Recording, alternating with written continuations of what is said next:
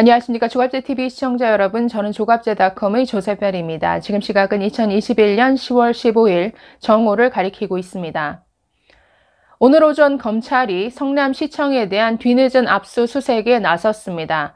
검찰이 수사에 착수한 지 20여일 만이고 이 사건이 언론에 보도된 시점을 기준으로 하면 거의 한 달 만에 이루어진 뒷북 압수수색입니다.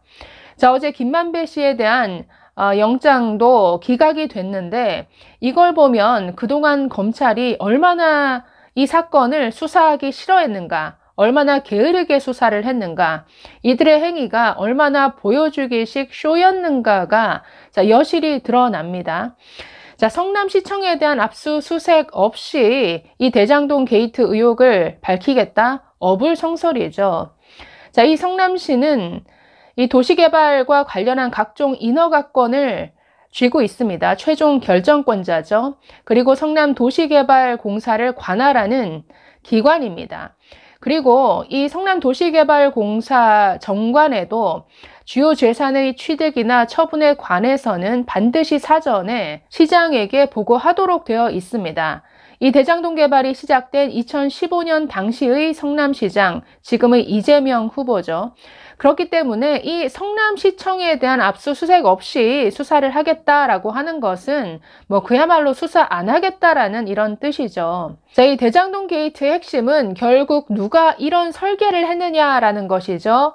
결국 그분이 누구냐라는 것을 찾는 것인데 이렇게 민관합동이라는 외피를 썼지만 그 속을 들여다보면 특정 소수인들에게 7천억에서 약 1조 원대에 이르는 막대한 개발 이익을 몰아주도록 설계한 그분은 누구인가? 자, 이것을 찾는 게 핵심입니다. 그렇다면 성남도시개발공사뿐 아니라 이 최종 결정권이 있는 성남시청을 조사하는 것 당연하죠.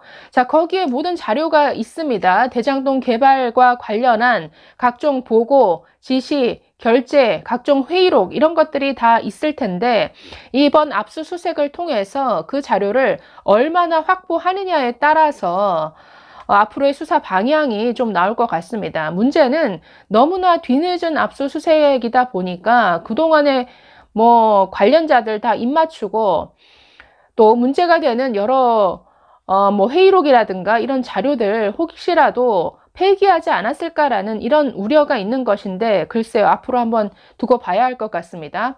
자, 어쨌든 이렇게 검찰의 수사가 부실하다 보니까 지금 검찰도 공범 아니냐라는 이런 소리까지 나오고 있습니다.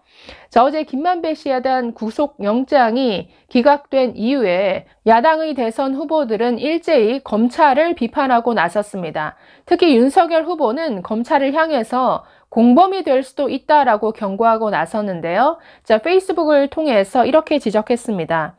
검찰이 이대로 가면 명캠프 서초동 지부라는 말까지 듣게 생겼다라고 하면서 대검 수뇌부를 비판한 것이죠. 자, 그러면서 이렇게 말합니다. 국민 재산을 공권력을 동원해 약탈한 혐의를 눈 감고 넘어간다면 여러분들도 공범이고 수사 대상이 될 수 있다라고 경고했습니다. 자, 홍준표 후보도 페이스북을 통해서 이렇게 지적합니다. 김 씨에 대한 구속영장 기각은 검찰의 부실 수사 탓도 있겠지만 그동안 수백억을 들여 쌓아놓은 법조 카르텔이 더 큰 역할을 했다고 본다라고 이렇게 지적했습니다. 자, 원희룡 후보, 최근 대장동 1타 강사라는 이런 별명까지 얻었는데 페이스북을 통해서 이렇게 지적했습니다. 대장동에 연루된 법조인뿐 아니라 사법농단에 분노했다는 그 많은 판사, 정치인, 지식인의 침묵에 더 분노해야 한다. 문재인 정부의 검찰 개혁은 권력범죄를 망 봐주고 눈 감아주고 수사 안 하고 수사 방해하고 풀어줄 카르텔이다라고 비판했습니다. 네, 문재인 정부 하에서 지금의 검찰은 철저히 정치 검찰이 되었다라고 봐도 무방하겠죠. 이런 정치 검찰이 글쎄요, 이런 대장동 게이트 제대로 수사하겠는가, 이런 우려가 크기 때문에 특검만이 답이다라는 이런 목소리가 계속 나오는 것이죠. 자, 어제 구속영장 기각 이후에 오늘 주요 일간지들, 거의 모든 일간지들이 사설을 통해서 이 검찰의 부실 수사를 비판하고 있습니다. 자, 어제 그 구속영장 기각을 통해서 드러난 이 검찰의 부실 수사, 참, 기가 막힌 구석이 한두 군데가 아닌데, 자, 첫 번째, 성남시에 대한 압수수색을 하지 않은 점을 먼저 지적했습니다. 자, 두 번째는 자금 흐름에 대한 추적조차 제대로 되지 않았다라는 것이죠. 자, 이런 개발 비리에 있어서 그 자금 흐름을 추적하는 것은 이것은 수사의 ABC입니다. 그런데 이것조차 제대로 하지 않은 상태에서 영장 청구를 했다라는 거죠. 자, 검찰은 곽상도 의원 아들에게 지급된 50억 퇴직금을 곽 의원에 대한 뇌물로 적시했습니다. 자, 그런데 곽 의원 소환 조사도 안 했죠. 그래서 뇌물이라면 이게 무엇에 대한 대가냐라는 이 법원의 질문에 검찰 제대로 대응하지 못했습니다. 자, 이뿐 아니라 김만배 씨에 대해서 배임 혐의를 적용했습니다. 아니, 배임을 적용하려면 이 사람이 얼마의 손해를 이 회사에 끼쳤다라는 게 당연히 명백하게 적시가 돼야죠. 그런데 그 금액이 얼마다라는 것을 기재조차 하지 못했습니다. 자, 이뿐 아니라 김만배 씨가 화천 대유로부터 대여한 473억 원 중에 지금 사용처가 밝혀지지 않은 금액이 55억 원입니다. 자, 이것을 횡령 혐의를 적용을 했는데, 아니, 이에 대해서도 제대로 법원에서 인용조차 하지 못할 정도로 그 정도로 검찰의 수사가 부실했고 이 자금 흐름에 대한 추적 전혀 되어 있지 않은 상태였다라는 것이죠. 자, 세 번째는 증거 확보가 전혀 되지 않았다라는 것이죠.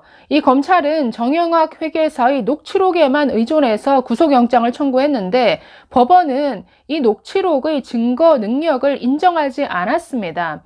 자, 그러면 다른 확보된 증거가 있어야 될 텐데 전혀 하지 않았다라는 것이죠. 그렇기 때문에 이것은 부실 수사라고 말하기도 민망한 그냥 흉내만은 보여주기식 쇼였다라고 평가하고 싶습니다.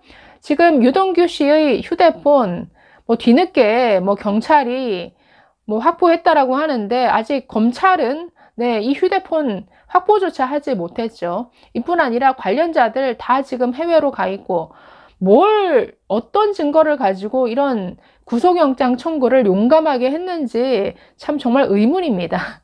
네, 지금의 검찰이 이 대장동 게이트 수사를 제대로 할 것인가 매우 회의적이죠. 특검만이 답입니다. 감사합니다.